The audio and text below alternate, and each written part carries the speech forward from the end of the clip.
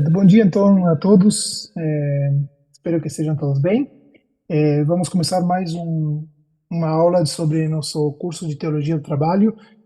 Aliás, essa aqui é a nossa última aula. Estamos fechando a série de 4 encontros, tratando esse tema, que é o trabalho à luz da Bíblia, à luz da Palavra de Deus. E hoje nós vamos trabalhar o quarto tema, que seria mais relacionado com a ansiedade no trabalho. Anteriormente, nós tínhamos falado sobre a doutrina de Deus, como Deus vê o trabalho, vimos que Deus é um Deus de trabalho, um Deus que desenvolveu em 6 dias a sua obra, depois que Deus continua trabalhando, e vimos o conceito do trabalho antes da queda, que era algo prazeroso, era uma missão para o ser humano, e pós-queda, onde começa a ter as dificuldades do trabalho, mas mesmo assim ainda sendo uma bênção que Deus dá ao homem.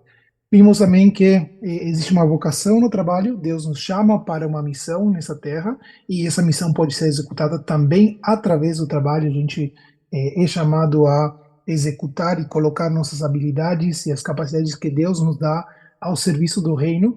Isso não significa necessariamente que a gente tenha que esse trabalho que seja um trabalho, digamos assim, entre aspas, espiritual, pode ser um trabalho secular, mas é um lugar onde a gente está preenchendo um espaço com a presença cristã em um espaço onde talvez não há luz do evangelho lá, e nós com nossa presença podemos preencher esse espaço iluminando, mesmo que nosso trabalho nada tenha a ver com o exercício do evangelismo ou do ensino da palavra, alguma coisa relacionada. Ou seja, eu posso ser, por exemplo, um contador, estar fazendo meus exercícios contábeis em um determinado escritório, é uma prática, e isso pode ser mesmo assim uma vocação que Deus me dá. Deus pode ter me colocado lá com essa missão de ser um excelente contador, um excelente advogado, ou médico, alguma coisa assim, executando minha profissão, minhas atividades com excelência, e através disso dando um testemunho primeiro do meu próprio caráter como cristão, do caráter nosso como cristão, e também através disso criando pontes eh, com o mundo, com as pessoas que não conhecem a Cristo, para que possam vir a ouvir da palavra, possam vir a conhecer a Cristo, e para que também nós possamos ser sal da terra no sentido de refrear, talvez, como era antigamente, nos tempos antigos, o sal era usado como um elemento químico para refrear a descomposição das coisas, né?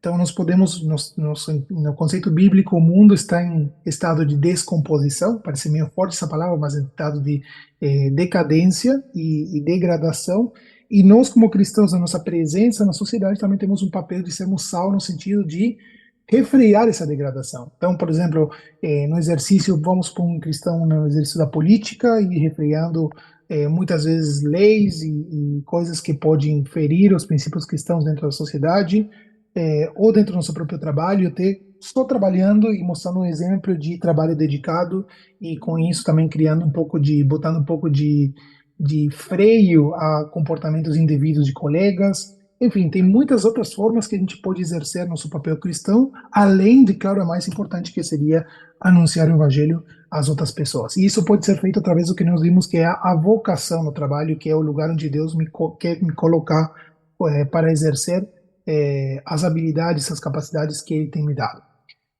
Na última aula, nós falamos sobre ambição no trabalho. Falamos sobre profissões e ambientes profissionais onde, às vezes, nós podemos ser muito tentados por resultados e por performance. Existem trabalhos que, naturalmente, eles são medidos a partir de resultados e de performance. Por exemplo, eu tinha citado na aula passada os esportistas. Não tem como eu ser um esportista e ser competitivo e estar no mundo do esporte sem querer ganhar e ter resultados. Não faz sentido. É uma profissão que naturalmente eu preciso. Se sou jogador de futebol, tenho que querer fazer gols. Se sou atleta, por exemplo, se sou maratonista, tenho que querer bater os tempos. É natural essa performance. Existem outros tipos de trabalho, por exemplo, o acadêmico, de querer produzir e desenvolver mais pesquisas, que isso possa gerar mais resultados e, através disso, também conseguir mais financiamento para poder executar os projetos. Eh, Enfim, a lista poderia ser muito grande de setores ou tipo de profissões que podem ser muito puxadas ou ou medidas a partir dos resultados. E, na verdade, hoje em dia, em todo o ambiente de trabalho, nós somos demandados por resultados. Mas aí nós falamos na última aula sobre a ambição que isso pode gerar. A tentação de a gente querer construir nossa vida em torno da nossa carreira e em torno da imagem que essa imagem, a reputação que esse resultado pode gerar. Ou seja, eu começar a me vangloriar pelo currículo que eu tenho, eu começar a me vangloriar pelos resultados, os ganhos dentro da empresa que eu consegui. Tudo isso que começa a criar, talvez muitas vezes, um coração muito apegado à busca da grandeza dentro do ambiente de trabalho e que naturalmente pode começar a se afastar, começa a se tornar primeiramente egoísta, começa a olhar para aquilo que eu posso conquistar e quero conquistar e começa a me tornar mais distante do aquilo que Deus quer no nosso papel dentro do trabalho. Então, conectando o ponto 2 na aula 2 com 3 não significa que Deus não nos queira sendo excelentes dentro do ambiente de trabalho. Mas a questão é aonde está nosso coração. Jesus falou: onde está o teu tesouro, ali também está teu coração. O meu coração está no reino para poder servir com excelência através da minha profissão.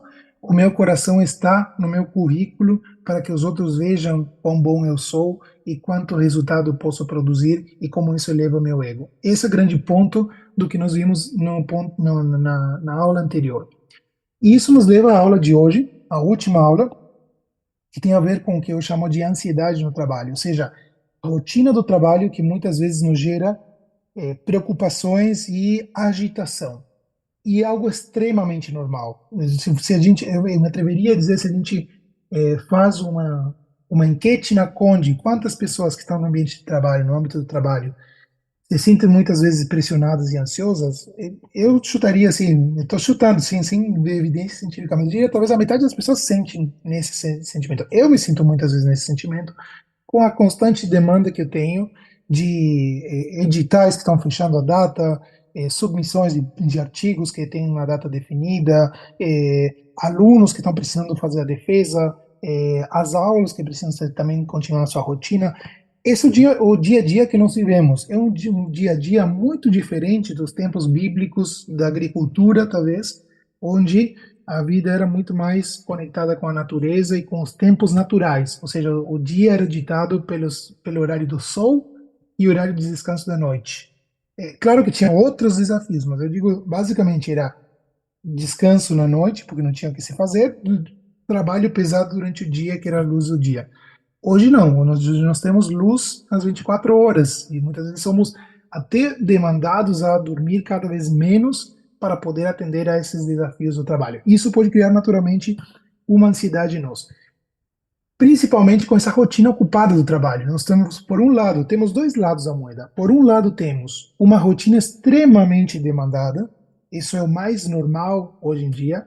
É, e essa rotina, agora estou falando um outro contexto, não aquele contexto só do profissional que vai ter bons resultados, com isso ele vai ter um alto crescimento. Podemos falar de pessoas que estão em uma função muito rotineira, que não tem grandes oportunidades de crescimento e mesmo se tem uma rotina extremamente puxada. É, tem trabalhos muito mais manuais, muito mais de esforço físico. Às vezes a rotina é de muitas horas de trabalho, muita demanda o tempo todo e pouco tempo para parar e esfriar a cabeça. Essa é a nossa realidade por um lado.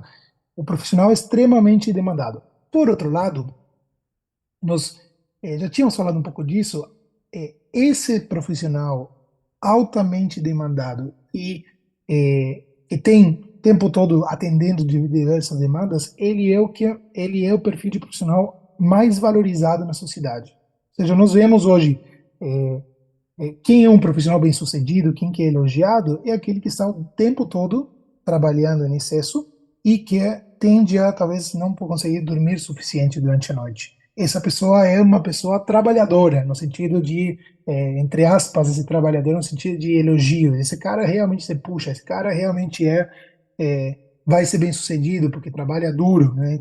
E o trabalho duro vai compensar. Então, é uma visão de bem sucedido, especialmente, por exemplo, se a gente pega o mundo mais corporativo, o profissional, eu não trabalhei nunca em empresas multinacionais, por exemplo, mas eu tenho amigos que trabalham e eles me contam que, por exemplo, um dos perfis é Quem vai mais tarde embora é aquele que é mais elogiado, mais destacado. Estou falando tarde fora do horário do expediente.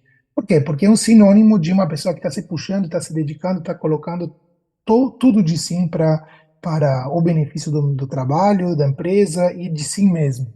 Então, nós temos essa grande pressão hoje na sociedade de sermos altamente produtivos, mas isso nos cria também um bombardeio de demandas e de informação e de pressão até psicológica que pode nos criar uma grande ansiedade internamente. Então temos a valorizar uma sociedade que produz muito. E mesmo, eu diria assim, sendo um pouco polêmico, mesmo no âmbito da igreja, muitas vezes os títulos impressionam, os títulos e a produtividade. Por exemplo, e não estou falando da Conde aqui, por favor, entenda que meu foco não é a nossa igreja, o foco é a igreja no sentido geral. Por exemplo, não é toda igreja que entende, por exemplo, que o pastor pode ter livre vários dias da semana para ele estudar e preparar os seus próprios sermões.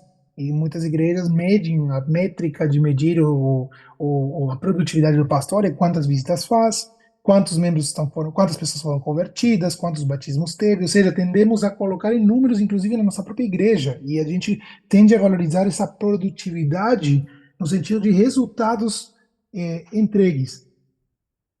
E isso naturalmente, agora colocando mais do ponto de vista de nós como profissionais, o lado de quem tem que executar o trabalho, isso nos coloca numa posição de muitas vezes querer atender a esses padrões e querermos estar dentro desses padrões, porque são os padrões que nós entendemos que são os esperados para nós dentro do âmbito do trabalho. Só que na Bíblia, muitas vezes parece, colocando um contraponto, muitas vezes parece que os mais pacatos, entre aspas, mas é a palavra, os mais pacatos e contemplativos, muitas vezes, as pessoas que são mais pacatas e contemplativas, parece que na Bíblia muitas vezes acabam sendo as mais abençoadas, frente aquelas pessoas que são determinadas e focadas no esforço do progresso.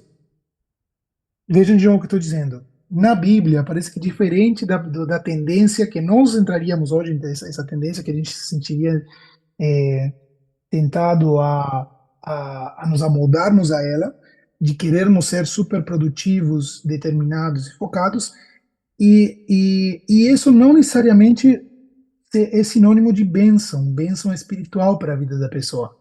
Não estou querendo dizer aqui, não é uma apologia à pacatice, à preguiça, mas é interessante que na Bíblia, a gente vai encontrar, e vou mostrar agora alguns exemplos, que a Bíblia muitas vezes compara personagens, e o personagem mais determinado, focado e trabalhador para progredir, não necessariamente é o personagem mais abençoado dentro da palavra de Deus.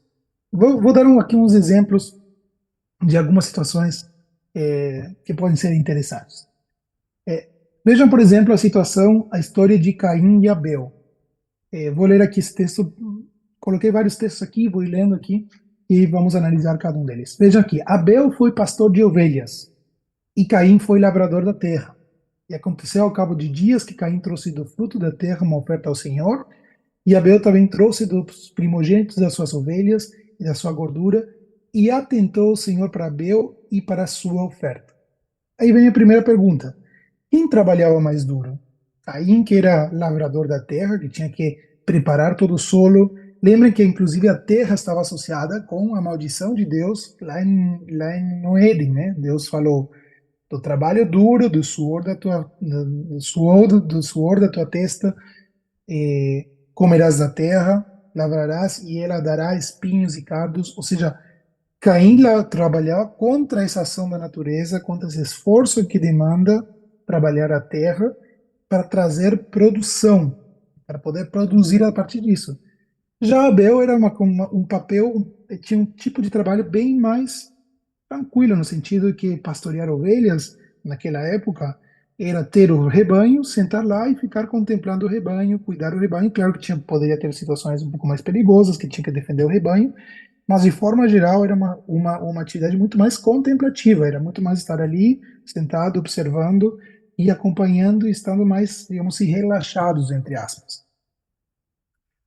Outro exemplo, Ló e Abraão. Levantou Ló os seus olhos e viu toda a campina do Jordão, que era toda bem regada. Então Ló escolheu para si toda a campina do Jordão e partiu para o Oriente, e separaram-se um do outro. Está em Gênesis 13, do 10, verso 10 e 11. Isso aqui ele conta a história quando Abraão e Ló, os dois criadores de ovelhas, começam a ter problemas com seus rebanhos, e aí diz, bom, como a gente precisa organizar um pouco a nossa economia, como que vamos organizar nosso trabalho e nossa economia? Aí vem a pergunta, quem que era mais ambicioso?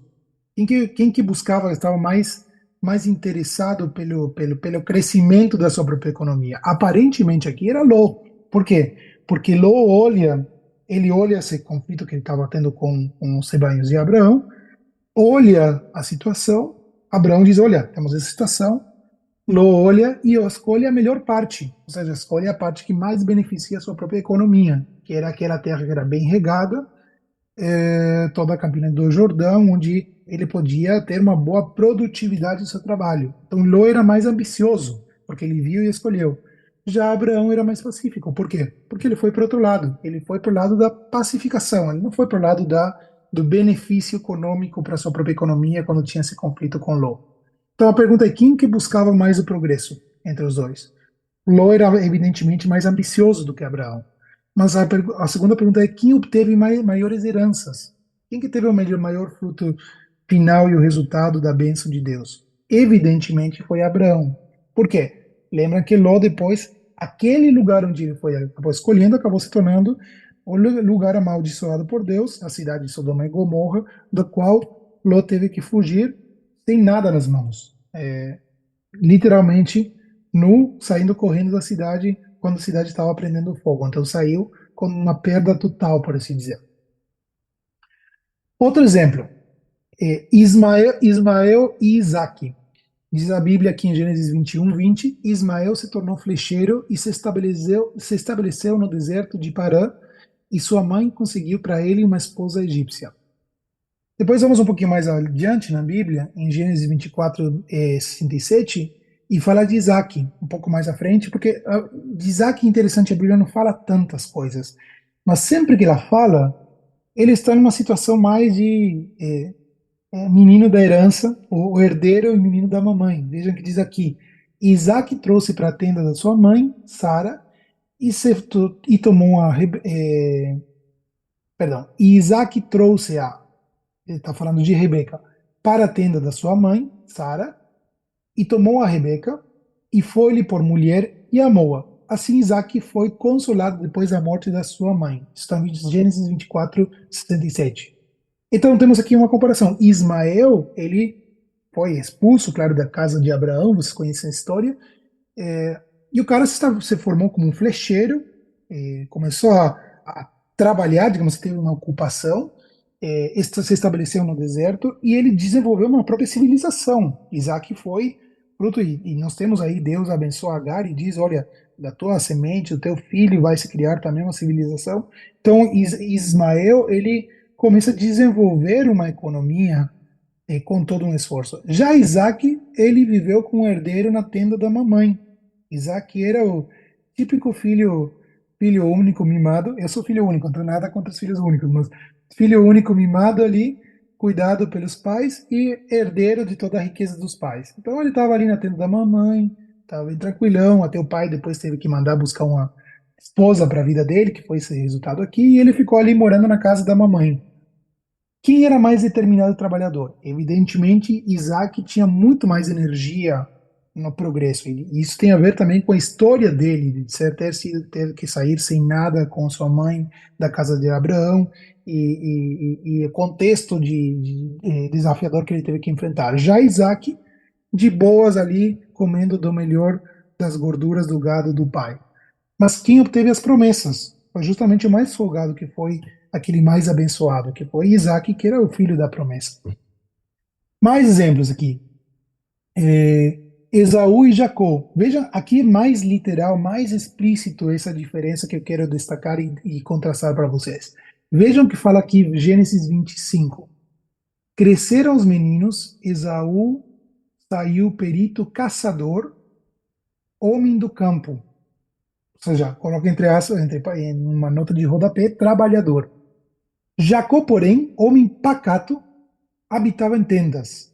Ou seja, parece que Jacó desenvolveu o hábito do pai, também ali ficando na casa da mamãe, ficou na casa dos pais, de boas ali, pacato, fazendo as coisinhas da casa. Por isso que Isaac amava tanto Esaú. Esaú era o caçador, Esaú era o esforçado, Esaú era que ia para o campo, Esaú era que trazia as comidas para os pais também. Tanto que, se vocês lembram a história da Bíblia, Isaac aguarda o Esaú, diz assim: vai, meu filho, vai, faz uma caça, traz, faz aquela comida gostosa que eu gosto aí, para eu te abençoar. Isaac se alegrava em Esaú. Mas, então a pergunta é: quem que trabalhava mais duro? Quem era mais esforçado? E evidentemente Esaú. Mas quem que foi escolhido por Deus? Aquele que era um pouco mais pacato, né? Era Jacó, aquele que tinha o desejo da bênção de Deus, mas que não era uma pessoa tão ativa, tão energizada, por assim dizer, dentro da vida ativa, da vida de trabalho. Último exemplo aqui, Saul e Davi. Sempre que o Espírito, em Samuel 16, sempre que o Espírito mandado por Deus se apoderava de Saul, Davi apanhava sua harpa e tocava. Então Saul sentia alívio e melhorava. Aqui não está toda a história de Saul e Davi, mas vocês conhecem bem. Eu só quero destacar aqui Davi tocando harpa para Saul, o contraste dos dois. Um era um guerreiro atribulado, um rei guerreiro, extremamente batalhador, que teve muitas conquistas para Israel e que estabeleceu o início do reinado em Israel, que foi Saul. E por outro lado temos Davi, que claro que vocês lembram, a gente lembra muito mais Davi pela história depois do que ele vai se tornar como rei e como também líder militar de Israel, mas naquela época ainda Saul era rei e guerreiro, e Davi era pastor de ovelhas e músico. Ou seja, ele ficava lá cuidando das ovelhinhas e ficava tocando sua música e compondo os salmos.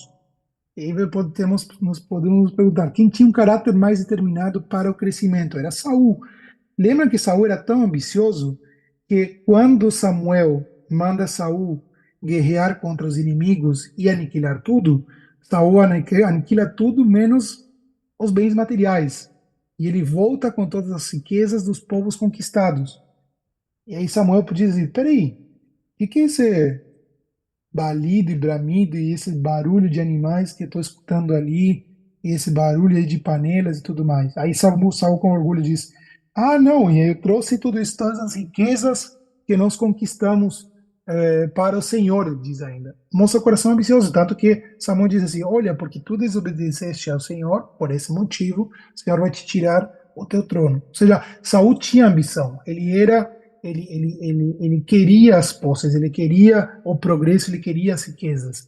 Porém, aquele que foi abençoado foi Davi, foi aquele que foi escolhido para o trono eterno, aquele que ficava na vida simples, que nunca teve ambição de ser rei, que ficava lá cuidando das ovelhas do pai e que ficava com harpa fazendo música e compondo salmos.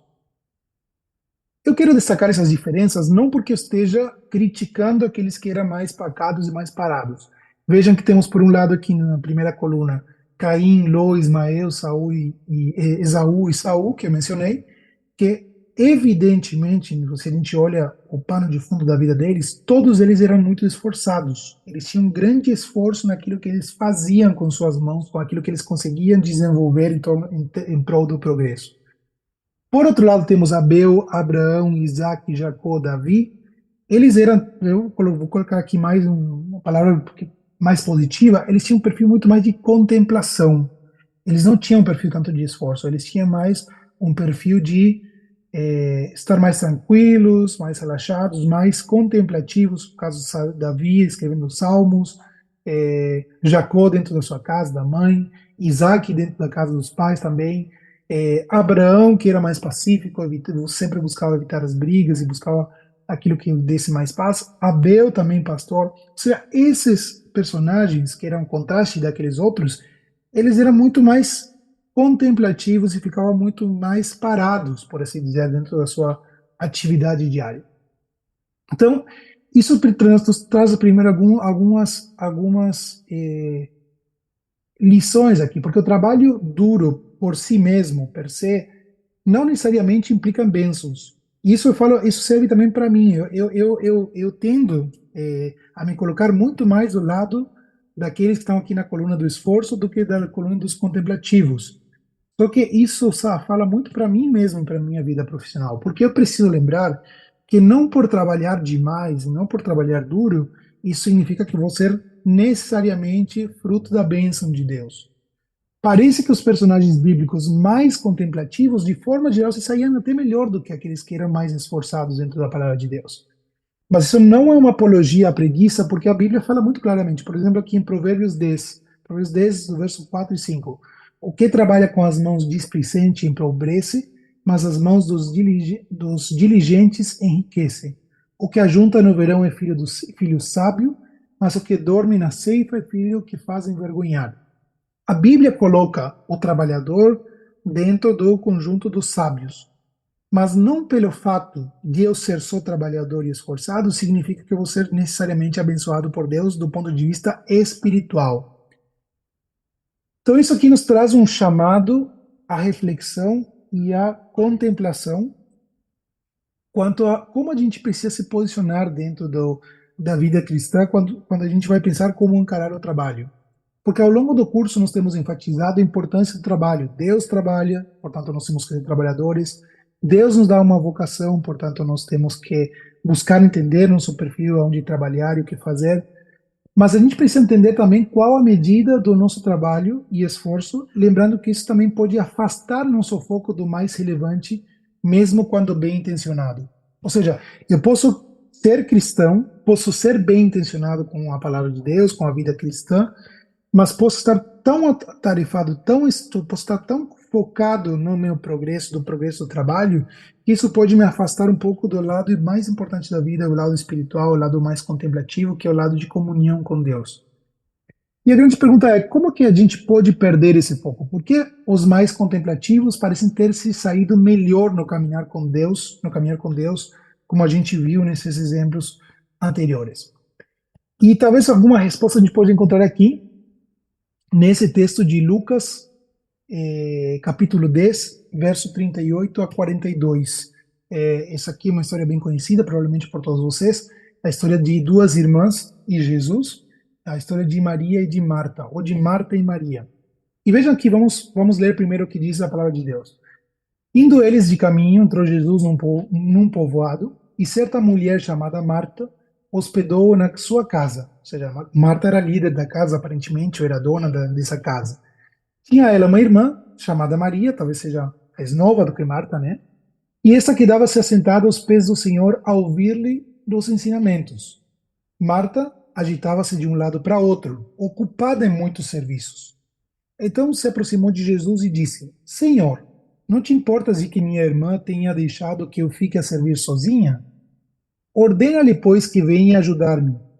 Respondeu-lhe Jesus: Marta, Marta, andas inquieta e te preocupas com muitas coisas.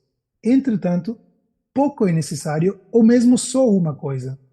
Maria, pois, escolheu a boa parte, e esta não lhe será tirada. Então a gente tem aqui um exemplo aqui, ou mais um contraste na palavra de Deus, em dois personagens da Bíblia, Marta e Maria. E aqui temos, primeiro, Marta extremamente ocupada com o serviço, e Maria sentadinha ali, ouvindo aos pés de Jesus, ouvindo tudo que Jesus, parando tudo e ficando aí focada, contemplativa, mais pacata, por assim dizer, mas contemplativa, ouvindo. E esse quadro eu gosto muito porque reflete muito bem aqui. Vejam Maria ali, ó, impressionada, ouvindo assim, uma atenção para Jesus, e Marta ali, ocupada com um monte de coisas na mão, trabalhando e tal, e chegando aí, questionando Jesus sobre a atitude de Maria. Algum tempo mais adiante, esse mesmo texto, não é o mesmo texto, mas é o mesmo contexto, acontece mais adiante no ministério de Jesus, já poucos dias, 6 dias antes da morte do Nosso Senhor. Veja aqui em João 12, do 1 a 3. 6 dias antes da Páscoa, Jesus chegou a Betânia, onde vivia Lázaro, mais uma informação, Lázaro, irmão de Maria e de Marta, a quem ressuscitara dos mortos, e ali lhe preparavam um jantar para Jesus.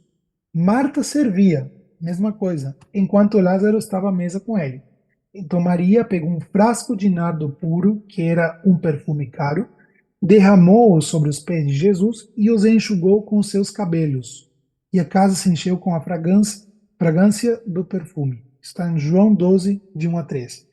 De novo vemos um comparativo, Marta, de novo ocupada com o serviço, e Maria, como um contraste, adorando os pés de Jesus.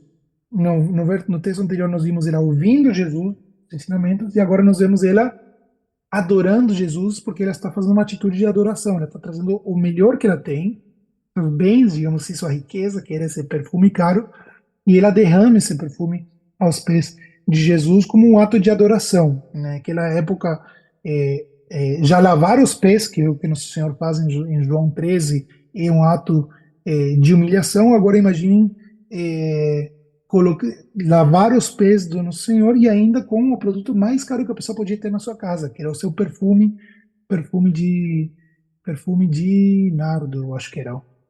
É, uma fragrância cara. Então, aqui nós temos de novo uma atitude contrastante entre Maria e Marta. Mas o que que a gente pode aprender dessas lições que a gente pode trazer para nós dentro da nossa vida profissional? Primeiro ponto, Marta e a sua agitação. Vejam que diz que Marta agitava-se de um lado para outro, ocupada em muitos serviços. Um ponto importante que a gente precisa entender aqui é que Marta ela estava ocupada, mas ela estava ocupada para servir a Jesus. Não é que ela estava numa atividade egoísta, trabalhando para si mesma, fazendo as suas atividades do dia a dia para aquilo que lhe convia ou para o próprio progresso. Ela estava trabalhando, ocupada para servir ao nosso Senhor. O Senhor estava ali em casa e ela queria dar o seu melhor para que esse dia ali na casa esteja muito bem organizado. Aparentemente, a virtude que ela tinha, isso a gente pode ver nos dois textos, ou a característica que ela tinha era uma característica de serviço. Ela era uma pessoa com um DNA de servir e executar coisas. Ou seja, ela estaria muito mais naquela primeira coluna que eu tinha mostrado para vocês, daqueles que são mais esforçados. Só que esse trabalho, ou seja, o trabalho, se a gente faz um paralelo com o nosso grande tema, o trabalho agitado pode ter foco no reino. O caso de Marta, ele tinha um foco no reino. Ela estava preocupada com o trabalho, esse trabalho era agitado, e esse trabalho era para o próprio Senhor Jesus. Então, por exemplo, a gente pode colocar aqui como uma situação, por exemplo, um profissional trabalhando com o foco na glória de Deus, alguém, por exemplo, um médico servindo no hospital e sabendo que ele está servindo as pessoas e está, através disso, dando amor a Cristo, mostrando o amor de Cristo. Uma pessoa, não sei, hoje em dia, por exemplo, a gente pode ter pessoas voluntárias ajudando na enchente, trabalhando, dando tudo de si e mostrando através disso o amor do reino e estando esforçados e agitados nesse tipo de trabalho. Isso está excelente do ponto de vista de esforço e o foco do esforço. Mas mesmo esse serviço santo, ele pode nos tornar muito ocupados e agitados nos afazeres. E esse é o ponto importante que eu quero destacar. Não é o fato de estar ocupados, mas o resultado do que isso produz quando a gente não bem orientados, que é a grande agitação que estava acontecendo com Marta. Outro ponto importante é o que pode gerar dentro de nós esse grande esforço quando a gente olha o nosso trabalho como um meio de progresso e de fazer o nosso serviço. Porque o trabalho de Marta, ele tinha também um grande senso de justiça. Veja o que eles dizem, ela diz para Jesus: Senhor, não te importas que minha irmã tenha deixado que eu fique a servir sozinha? E ainda eu não coloquei aqui no meu texto, mas ela diz ainda: vai lá, repreende ela. Ou seja, Marta, por um lado, ele estava sendo meio arrogante, para chega lá e dá uma bronca no Jesus. Ela dá uma bronca em Jesus e diz: Ô Senhor, tipo, tu não tá ligado aqui que eu tô trabalhando pra caramba, tô me esforçando aqui dentro de casa e a minha irmã tá aqui folgada te ouvindo? Tipo, vai lá, dá uma xingadinha nela, dá uma real pra ela do que é a vida que eu tô enfrentando aqui para ela também me ajudar. Ou seja, ela estava com o senso que ela sabia o que era o certo e não Jesus. Porque ela está dando instruções a Jesus como que ele tinha que agir para que a Maria se adequasse aos moldes, ao padrão de esforço que Marta estava enxergando. Então ela questiona o Senhor Jesus, ela tem um senso de valorização da própria produtividade, porque ela diz: olha como eu estou servindo, olha o que eu estou fazendo. E essa ocupação pode ser uma justificativa também para desviar a atenção do principal, que é exatamente aquilo que a gente está vendo aqui nesse contexto com Jesus, porque ela estava extremamente ocupada e ela tinha um senso de que aquilo que ela estava fazendo era o mais importante naquele momento. E Jesus vai dizer para ela que ela está enganada, que o mais importante não era esse grande esforço que ela estava tendo nessa rotina. Um ponto mais, o resultado do esforço de Marta. Porque o problema não é a Marta trabalhar, o problema era em que momento e o resultado que estava produzindo nela. Vejam que Jesus fala para ela: Marta, Marta, andas inquieta e te preocupas com muitas coisas. Essa é a primeira repreensão de Jesus para ela, ou a primeira instrução dele: diz, Marta, tipo, calma um pouco aí, peraí. Está super inquieta, está super preocupada com muita coisa, está agitada com muita coisa. E aqui traz duas componentes, porque a inquietude de Marta tem a ver com o estado físico, ou seja, ela estava super agitada, é o que a gente fala hoje, assim, coloquialmente, como barata tonta, né? Ela estava como uma barata tonta dentro de casa.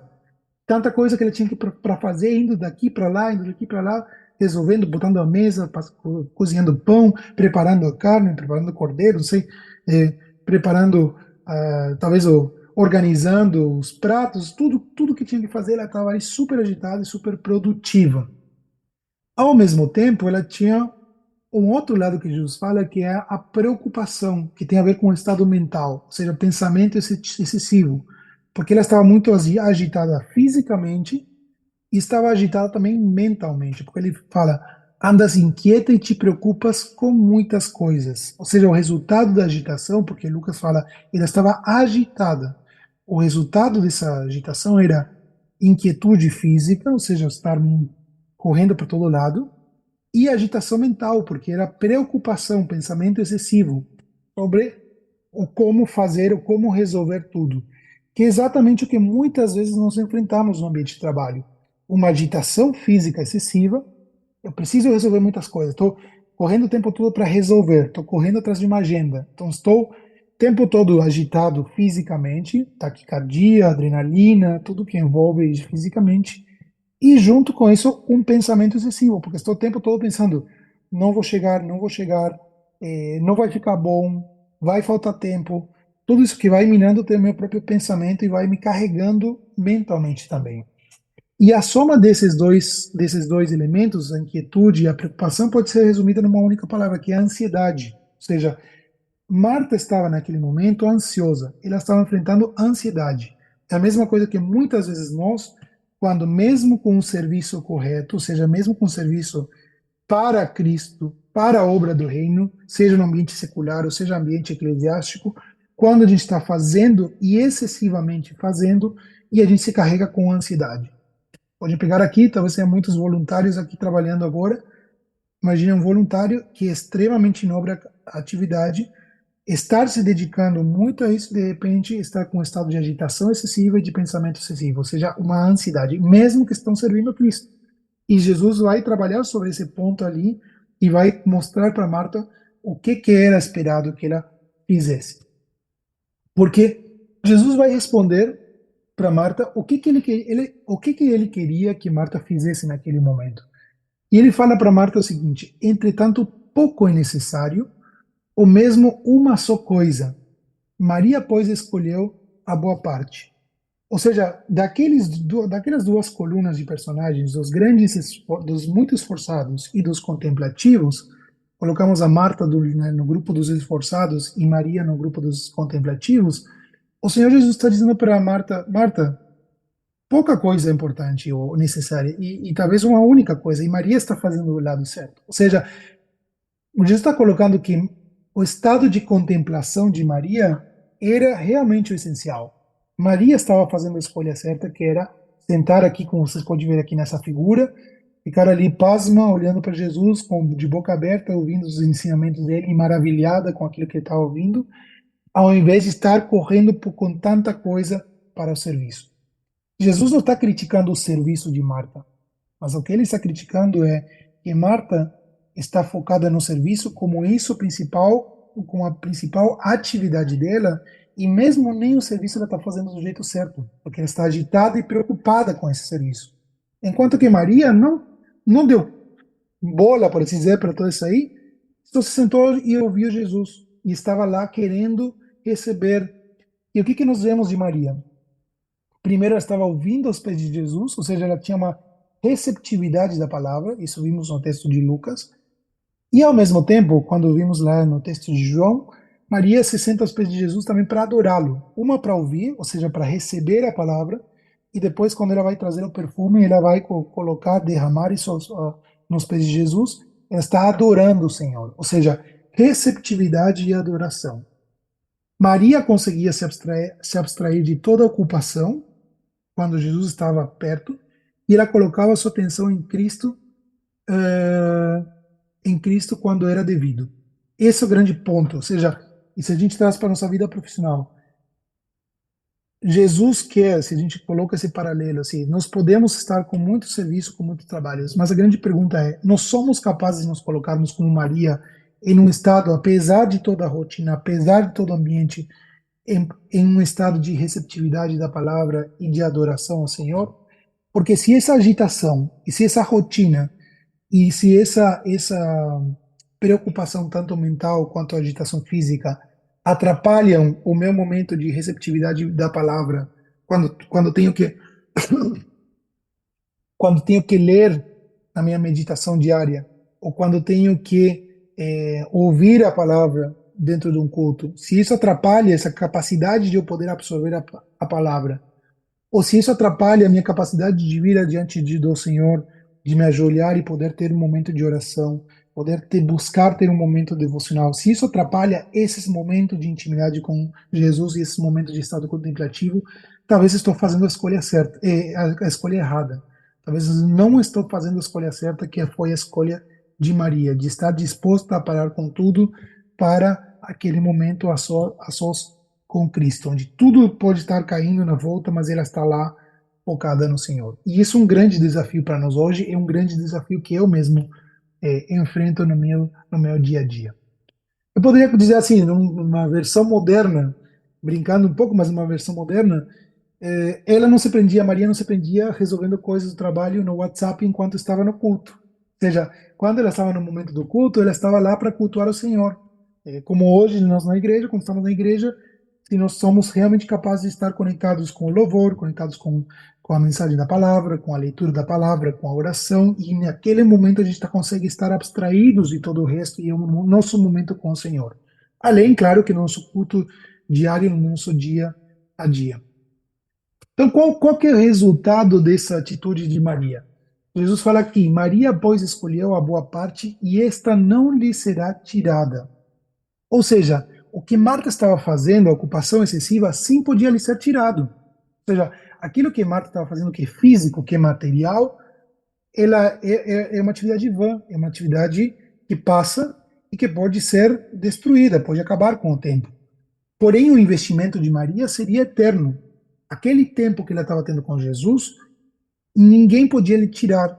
Aquela intimidade que ela construía com Jesus, ninguém seria capaz de tirar, e era uma intimidade que ela estava construindo como um resultado para a eternidade, não para o dia a dia dos afazeres. Ou seja, o que Jesus está querendo enfatizar é que aquele esforço do trabalho pode até ser importante, pode até ser e é importante, mas ele é para o nosso dia a dia. Ele não é o primeiro.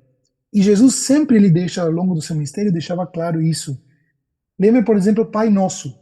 Ele começa o Pai Nosso com adoração. Ele não começa com o Pão Nosso de cada dia nos dá hoje.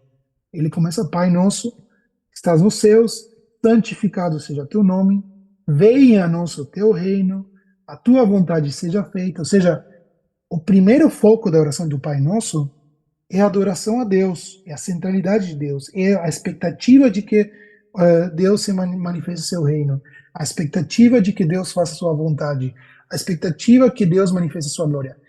Só depois que diz, o pão nosso de cada dia nos dá hoje. Ou seja, só depois disso vem o esforço do trabalho na rotina para poder ter o nosso sustento. Outro exemplo que Jesus coloca é no Mateus 6,19, quando ele vai falar no Sermão do Monte. Ele fala: Não ajunteis tesouros na terra, onde a traça e a ferrugem tudo consomem, e onde os ladrões minam e roubam, mas ajuntai tesouros nos céus. E aí continua, e Jesus vai falar como fazer isso. Ou seja, o investimento de Maria era na eternidade, era na comunhão direta com Deus. Enquanto que, desculpa, Enquanto que Marta estava absorvida na rotina, naquilo que ficaria nessa terra e que não é levado à eternidade. Ou seja, eu particularmente gosto de trabalhar, gosto de progresso, gosto de ter resultados e acho que isso também pode glorificar a Deus, mas eu tenho que me lembrar dia a dia que o meu currículo não vai fazer diferença nenhuma no dia que eu me apresentar diante de Cristo na eternidade. Ou seja, eu posso estar do lado com um monte de títulos do lado da pessoa mais simples, e a pessoa mais simples pode ser chamada de vem bendito às moradas do meu Pai, sendo chamado por Cristo, sendo exaltado por Cristo, e eu lá envergonhado porque só trabalhei em torno do meu currículo.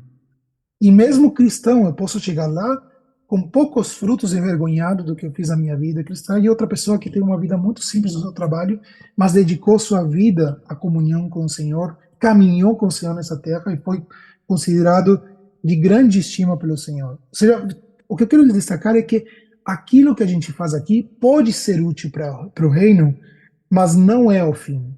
E Marta estava perdendo esse foco, como todos nós podemos perder esse foco quando a gente trabalha e se perde na nossa rotina do dia a dia. Então, resumindo, a ansiedade profissional dos cristãos tem muito a ver com a lição de Marta, muito preocupado e ocupado, mas pouco aos pés de Jesus. Ou seja, é uma lição que nos chama para voltarmos aos pés de Jesus e sermos mais Maria e menos Marta no dia a dia. Se voltarmos à lista de pessoas contemplativas, Abel, Abraão, Isaac, Jacó, Davi e Maria, daqueles que eu listei ao longo dessa aula aqui, a gente pode ver neles uma atitude de adoração. Não se perderam no pragmatismo da rotina. Rotina é importante, rotina é necessária, trabalho é elogiado na Bíblia, mas temos que cuidar de não entrarmos num estado pragmático, onde nossa vida se resume a algo mecanicista de focar no trabalho por resultado e perder o foco desse estado de contemplação. E uma lição muito profunda para a nossa vida profissional é: a rotina nos consome, o sucesso é efêmero, então a gente precisa voltar àquilo que é essencial. O que é o essencial? Voltar a Nosso Senhor e buscar esses momentos como Maria de atenção plena a Ele. Ainda muito mais hoje, como numa sociedade onde somos bombardeados por informação, e é tão difícil para nós desligarmos a nossa chave ali da internet, da conectividade e do imediatismo de respostas e de ter que resolver tudo imediatamente e pararmos para um estado mais contemplativo. Ser contemplativo é trabalhoso hoje em dia, porque hoje nosso estado natural é de agitação, o estado mental. Vocês podem dizer, olha, estou me sentindo de boas, mas pensem quantas mensagens vocês mandam por dia, quantas informações recebemos por dia, quantas, enfim, todo esse mundo digital que a gente enfrenta é totalmente contrário àquele momento quando a gente para e lê a Bíblia e a gente precisa conectar coisas da Bíblia ao longo dos diferentes textos, precisamos ler isso com oração, precisamos buscar entender como isso se aplica na nossa vida. É todo um processo muito mais lento, muito mais devagar. E não é à toa que hoje se fala muito nas estatísticas cristãs que nunca tivemos tanto acesso à Bíblia, tanto acesso a formatos até eletrônicos de todas as versões da Bíblia, e nunca o povo de Deus foi tão ignorante a respeito da palavra de Deus como nos tempos atuais. Por quê? Porque não se trata somente de ter acesso, se trata muitas vezes de como nós estamos, em que estado nós estamos para poder encarar esse processo contemplativo que é o processo de nos aproximarmos ao Senhor. É como num relacionamento, igual que num relacionamento. Eu não saio casado e tendo um casamento maravilhoso se eu não tenho um investimento diário. Eu tenho que primeiro preparar, mostrar interesse pela pessoa, eu preciso construir conversas, eu preciso buscar tempos, momentos. Não é à toa que a palavra de Deus compara nosso relacionamento com o Senhor como um casamento. Nós somos a noiva de Cristo, Ele é o noivo. Muitas vezes no Antigo Testamento, Deus usa o exemplo de um casamento, Deus e sua igreja, Deus e Israel, no caso, no Antigo Testamento, e até usa a imagem de divórcio, de adultério, tudo relacionado com essa relação de casamento de Deus e o seu povo, porque Deus está mostrando essa intimidade que precisa ser construída. E essa intimidade se constrói com o tempo. Ninguém constrói um casamento, acho que físico, um casamento terreno, sem investimento de tempo. Da mesma maneira, ninguém consegue construir um relacionamento espiritual com Deus sem ter, buscar e desenvolver um estado contemplativo, como o de Maria, quando ela consegue desconectar de todo o mundo de serviço, toda a vida de serviço e de trabalho, para focar naquilo que é essencial, que é a recepção da palavra e o estado de adoração aos pés de Jesus. Então, a excelência do trabalho segue sendo, sim, um meio importante, mas sem esquecer do seu verdadeiro lugar frente àquilo que é o eterno. Ou seja, então isso aqui seria até a própria conclusão de nosso curso, porque eu falei do valor do trabalho, eu amo trabalhar, eu acho que nós precisamos ter apreço para o nosso trabalho, entender o valor que ele tem até para o serviço do reino, mas sem perder de vista qual que é o lugar daquilo que é eterno, que é a nossa comunhão direta com o nosso Senhor. O trabalho é uma comunhão indireta. É o amor ao próximo, é o amor, é o desenvolvimento da nossa sociedade, é uma comunhão indireta que a gente tem com Deus. Mas a comunhão direta é através da recepção da palavra e do nosso estado de adoração para Ele. Naturalmente, quando a gente tem o primeiro, quando nós somos Marias, nós podemos também trazer para o serviço de Marta a adoração, porque a gente pode adorar a Deus também no nosso trabalho, através da forma como a gente trabalha. Mas o primeiro, primeiro, o segundo, segundo. Ou seja, a gente precisa lembrar constantemente, algo que eu preciso diariamente ser relembrado. E eu, quando eu preparei esse estudo, eu precisei também ser desafiado e relembrado, porque é algo que naturalmente acontece, que a gente vai se focando cada vez mais na nossa rotina e a gente acaba perdendo o foco daquilo que é o essencial. Uma palavra final. O que fazer então? Talvez seria uma grande pergunta. O que fazer então quando sou consumido pela rotina? Porque nem todo mundo tem a opção de dizer, ou seja, vou trabalhar menos para estar mais em comunhão com o Senhor. O que fazer nessas situações? Algumas dicas. Se estou agitado e demandado, eu preciso, como Jesus, encontrar momentos no deserto. Lucas é um livro que eu amo dos evangelhos porque ele fala muito do estado de trabalho intenso de Jesus, ele indo de uma aldeia para outra, e curando e atendendo as pessoas e tudo mais. E, pelo menos, se eu mal não recordo, em 4 ou 5 oportunidades, Lucas diz assim: quando terminou o dia, Jesus foi e se afastou ao deserto para orar. Em vários momentos em Lucas, mostra Jesus se isolando de tudo, depois da sua rotina intensa de trabalho do dia todo. Trabalho, claro que no ministério, mas era esforço de fazer coisas, e ele passa para esse estado contemplativo. Ele vai ter momentos de comunhão com Deus no deserto, ou seja, ele se isola de todos e de tudo para estar sozinho com Deus. Segundo ponto, tem opressão, sofre opressão, não deixar que ela nos preocupe e nos impeça a adorar. Filipenses 4 fala sobre se nós estamos ansiosos, se estamos agitados, que a gente traga isso ao Senhor, que busque ao Senhor, a ajuda do Senhor, e que Ele acalmará nossa mente e nossos corações. E ele, Filipenses nos exorta que isso Deus vai colocar também o sentimento certo e o pensamento certo no nosso coração quando a gente sente muito essa agitação. Então a gente precisa pedir a ajuda do Senhor para a gente poder ter, às vezes mesmo no meio da pressão, esse estado de calma. Eu brinco que seria quase como um patinho dentro de uma lagoa. Por cima ele parece estar calmo, por baixo ele está nadando e agitado com os pezinhos. Mas ele consegue ter a calma dentro disso. Ele tem que fazer muito esforço lá embaixo, sim, que seria a correria que tem que fazer, mas ele está lá em cima no estado de sublime, de contemplação, de curtindo o seu entorno. Deus pode nos ajudar a nós podermos ter esse estado, de podermos correr, sim, na nossa rotina, mas sem perder o estado de calma interior que Ele quer para nossos corações. E por fim, lembrar para quem estou trabalhando, quem está no controle, ou seja, quem é o dono final do meu trabalho, quem é o meu verdadeiro patrão. Porque esse texto eu já falei aqui nos nossos estudos, Colossenses 3, 23, 24 diz: tudo quanto fizerdes, fazei-o de todo o coração, como para o Senhor e não para os homens, cientes que recebereis do Senhor a recompensa da herança. A Cristo, o Senhor, é que estáis servindo.